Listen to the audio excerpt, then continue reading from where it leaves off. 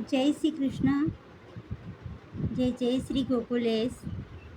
सभी के हृदय में विराजे प्रभु को मेरा आत्मिक प्रणाम। मुखरता दोष। हम ये जो अंगिका प्रथा के विरुद्ध में हैं, वो अगर वल्लभ बालकों के विरुद्ध में ये जो भी कुछ बोल रहे हैं, तो हमको उसका मुखरता दोष लगता है।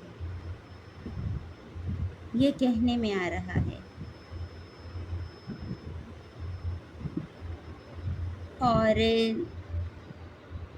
वल्लभ कुल सर्वसमर्थ है, वो जो भी करे वो लीला ही समझनी है। तो हमें ये सब कुछ नहीं बोलना चाहिए। तो जो भी जीवात्मा ये कह रहे हैं, वो सबको पहले तो मेरा प्यार भरा नमस्कार। और एक सवाल कि मुखरता यानी क्या? मुखरता दोष क्या होता है? जहाँ तक मुझे समझ है ये शब्द की, तो मुखरता यानी जो अपने मन की जो बातें हैं। मुखरता दोष यानी जो अपने मन की बात सरलता से व्यक्त नहीं कर पाता है, जो बोलने में हिचकिचा रहा हो, और मतलब स्पष्ट वक्ता जो ना हो, जो किसी न किसी वजह से दबा हुआ है, किसी डर से या किसी भी उसकी पूर्वाग्रह जो है उसकी वजह से, या तो उसका ग्रो अप ऐसे उसको किया गया हो कि वो कुछ बोल नहीं पाए, अपने हक के लिए भी वो आवाज़ ना उठा पाए, तो वो सब मुखरता दोष है। और मुखरता यानी ये कि जो सत्य बात है वो स्पष्ट रीत से बोल सकता है, पूरी व्यक्त कर सकता है। और जो लोग मुखरता दोष में हैं, जो इस तरीके से नहीं बोल पाते हैं, उन्हें जो मतलब दबे हुए हैं, उनके हक को छीनना, उनके अधिकार को छीनना, जो बलवान है वो अगर उसके हक को छीनता है, जिनमें ऐसे मुखरता दोष है, वो अगर उनके हक को छीनता है, तो वो छीनने वाले को भी मुखरता दोष लगता है। यहाँ तक मुझे समझ में है। हो सकता है कि मेरी समझ में कुछ गलती हो, तो कृपया मुझे सही बात समझाना।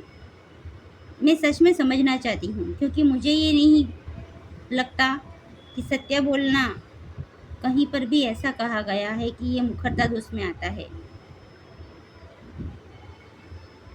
और जहाँ तक दोष की बात है, अपराधों की बात है, तो व्यभिचार तो पाप में आता है। किसी को बहला फुसलाकर, किसी के जज्बातों के साथ खेलकर, उससे अपने पर विश्वास आए उस तरीके की कुछ समय के लिए हरकतें करना, और जब उसका पूरा विश्वास हम पर आ जाए, उसके बाद हमको बस उसका विश्वास तोड़ना है। चलो, कोई फंस गया है, फांस लिया उसको, फिर उसको दिखाएंगे अपना असली स्वरूप, तो क्या ये पाप नहीं है? ये सही है, ये दोष में नहीं आता।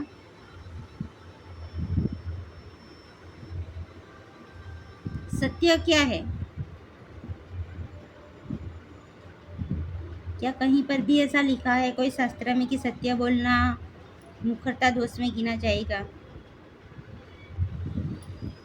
और जिस तरीके का जो ये है कि मुखरता दोष एक्चुअली जो बोल नहीं पाते हैं, अपने भावों को व्यक्त नहीं कर पाते हैं, जो बोलने में हिचकिचा रहे हैं, ये हो सकता है कि शायद उनका कोई बचपन का ट्रॉमा हो, या किसी बात या घटना से वो इतना भयभीत हो गए हो कि वो डर उनके अंदर ऐसे बैठ गया हो कि फिर वो मतलब पूरे जीवन तक उनका वो चलता रहता है वो डर, और इसलिए वो खुलकर व्यक्त नहीं हो पाते, खुद की कोई भी बातों को, भावों को व्यक्त नहीं कर पाते। ये है मुखरता दोष एक्चुअली। तो इस बात को और अंगीकार का जो विरोध कर रहे हैं, वो जो सत्य जो समझ में आया है, जो जानने को मिला है, उसके लिए जो आवाज़ उठा रहे हैं, उसको और इसको तो कोई कनेक्शन ही नहीं है। मुखरता दोष लगे ऐसा कोई बात, मतलब कोई मेल ही नहीं है, कोई तालमेल ही नहीं है। तो ऐसा क्यों कहा जा रहा है कि मुखरता दोष लगेगा? एक्चुअली मुखरता दोष क्या है, मुखरता क्या है, वो जो भी व्याख्यायित करे कर सकते हो, मुझे कमेंट में जवाब देना कि एक्चुअली मुखरता क्या है और मुखरता दोष की डेफिनेशन मुझे समझाना। जय श्री कृष्ण, जय जय श्री गोकुलेश। सभी के हृदय में विराजे प्रभु को मेरा आत्मिक नमन है।